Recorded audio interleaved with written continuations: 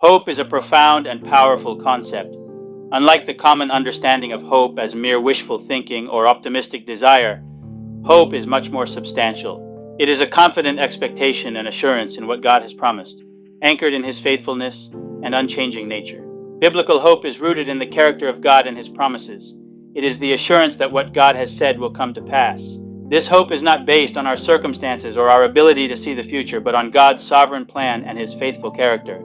It's a hope that remains steadfast, even in the face of trials and uncertainties, because it is grounded in the eternal promises of God. One verse that encapsulates this deep sense of hope is Jeremiah 29:11.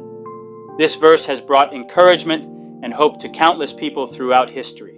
It says, "For I know the plans I have for you, declares the Lord, plans to prosper you and not to harm you, plans to give you hope and a future."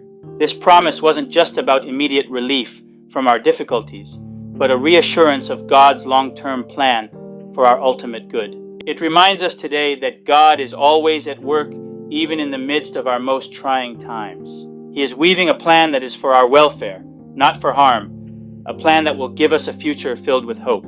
For us today, Jeremiah 29:11 continues to be a source of immense comfort and encouragement.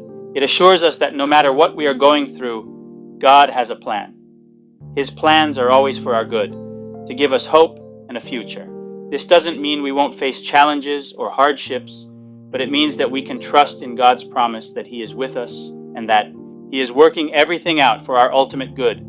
Biblical hope is a confident expectation based on God's promises. It is a hope that is certain and sure, anchored in the faithfulness of God. Jeremiah 29:11 is a powerful reminder of this hope, assuring us that God has a good plan for our lives filled with hope.